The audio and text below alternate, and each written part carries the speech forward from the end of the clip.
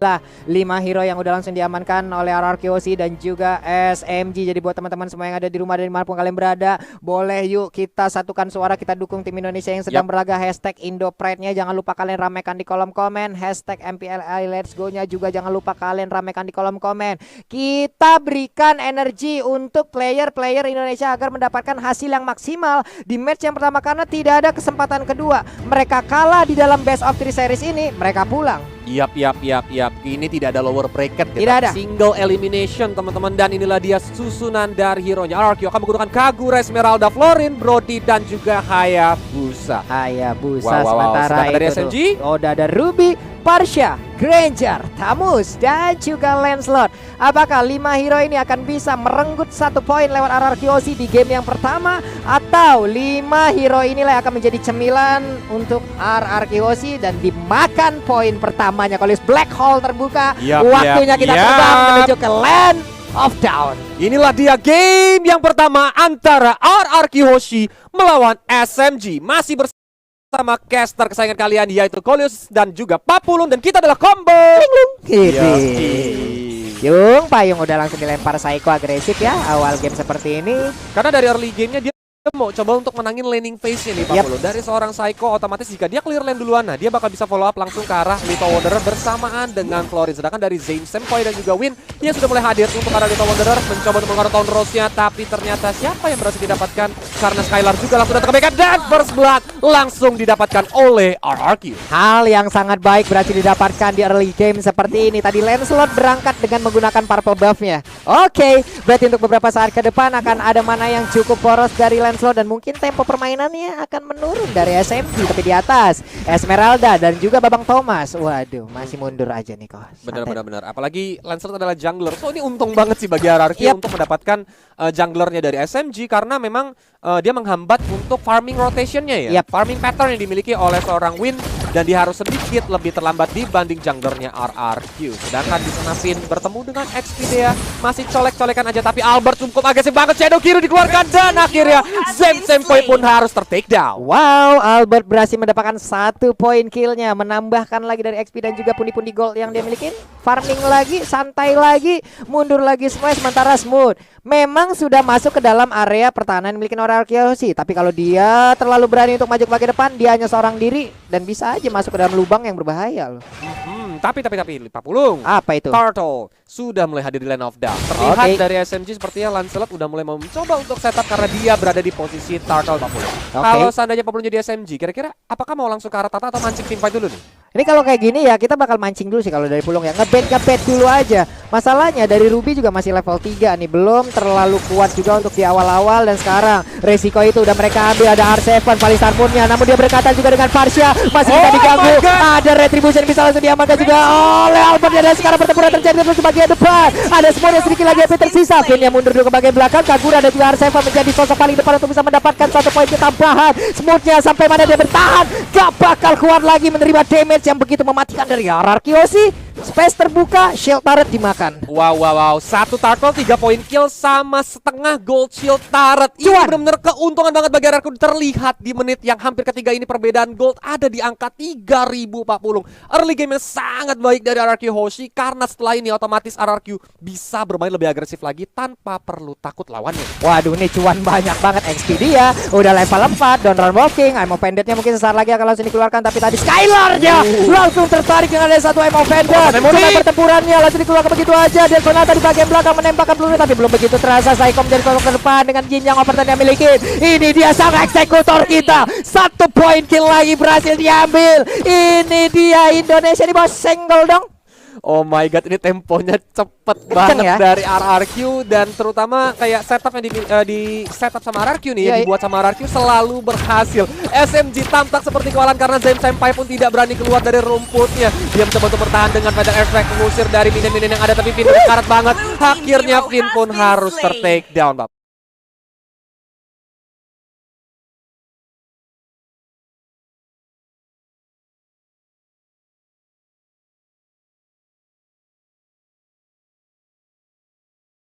Wow, ada Psycho yang berhasil langsung diambil, tapi tetap dengan network yang sejauh ini mereka di early game harusnya menjadi tuan tanah ya, Kolius ya. Mereka bisa kemanapun ingin pergi, tapi Skylar udah melihat dan mendapatkan informasi ada 3 bahkan sekarang total player dari SMG yang mungkin siap untuk masuk dan juga menabrak ke arah dirinya. Ada 1 wave minion, hati-hati Donald Walking, I'm offendernya Lancelot dengan ada 1 tonrol tapi pintar banget tadi Skylar yang ada langsung maju dan bisa memberikan efek tanya ke bagian depan dan ternyata ditabrak lagi habis-habisan. Udah ada lagi 1 Federasi di bagian belakang. Sejauh ini dia masih bisa bertahan dan mendapatkan 1 point kill. Skylar take the energy dan pandar-pandar baik permainannya. Wow, padahal 1 dijeng sama 4, tapi datang backup dari RRQ. Bahkan Skylar pun gak ter-takedown dan dia berhasil mendapatkan 1 point kill dari nge-takedown Silong. Apalagi middle turretnya mulai mencoba untuk dihancurkan oleh Albert dan berhasil didapatkan oleh RRQ Hoshi. Ini bakal membuat mereka lebih menggila lagi karena 2 turret sudah mulai hancur.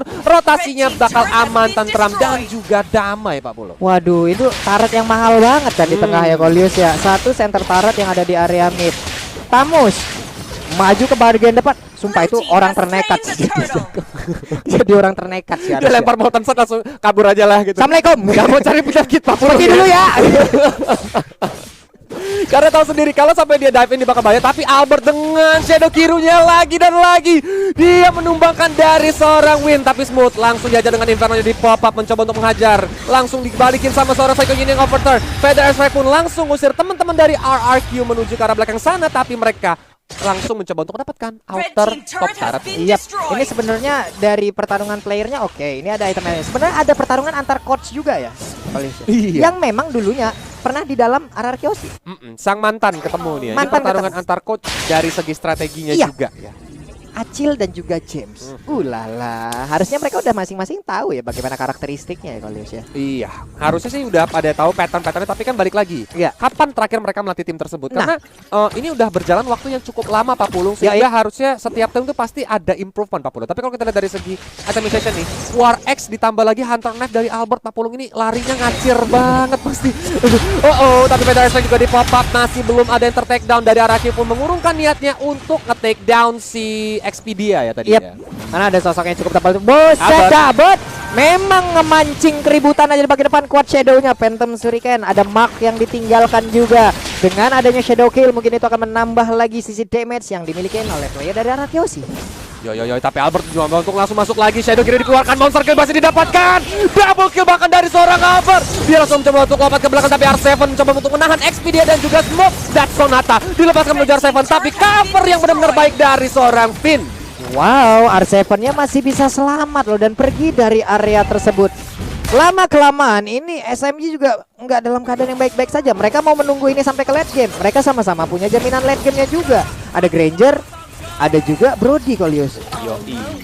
Ini benar-benar bahaya sih. Tapi Granger kalau di late game itu memang tidak sebagus Brody. Iya. Balik lagi karena Granger itu single target. Pak Pulungnya. Dan dia tidak memiliki DPS yang cukup kencang nih Pak Pulung. Yap.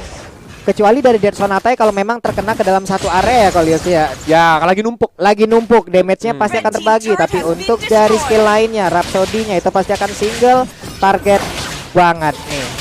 Di Finn-nya ya. Waduh, udah mulai recall stiker Viva RRQ pun dikeluarkan sama seorang Skylar. Saat ini SMG dalam keadaan tertekan karena perbedaan gol ada di angka 9.000 di menit yang ke-7 Pak Pulung. Ini bener-bener gila dan lumayan banyak, membuat tim SMG harus minum paracetamol kayaknya ini ya, sambil nahan-nahan dulu sambil bertahan ya. Udah sakit kepala nih Kolius ya. Ya ampun, masalahnya early game ditekan sama tim RRQ Hoshi. Yap. Lagi ngereng aja di early game ditekan sama tim, males banget tuh.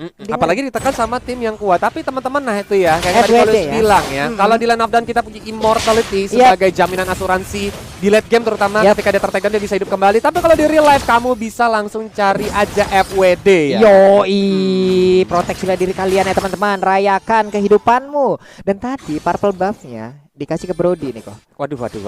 Dikasih ke Brody nih. Cooldown tahun 4 memorinya bakal lebih cepat lagi, terutama kalau dia udah dapat 4 stack itu kenangan mantan, hutang semua dilempar ke arah lawan itu langsung auto pusing Pak Pulung. Mantan aja udah capek kok dikenang. Jangan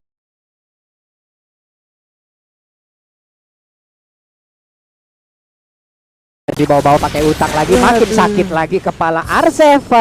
Menjadi sebuah tembok utama, membuat sebuah perimeter, nggak bakal ada yang mau keluar dari pagar rumah dari SMG. Bener, itu pagar betisnya RRQ ya kan. Siapa yang di free kick aja nggak bakal bisa lewat kayak ya. Tapi Albert ini benar-benar nggak ada takutnya Pak Pulu. Bahkan Quad Shadow dia masih bisa dalam tanda kutip ngeledekin tim SMG. Yap, dia masuk lane in ke arah base top turret dan juga langsung out lagi. Ini kayaknya dia ngebait dari antara Donor Walking atau I'm offended Ya. nih ya kali. Nah, Berani langsung. banget dia, ya ampun. Psycho.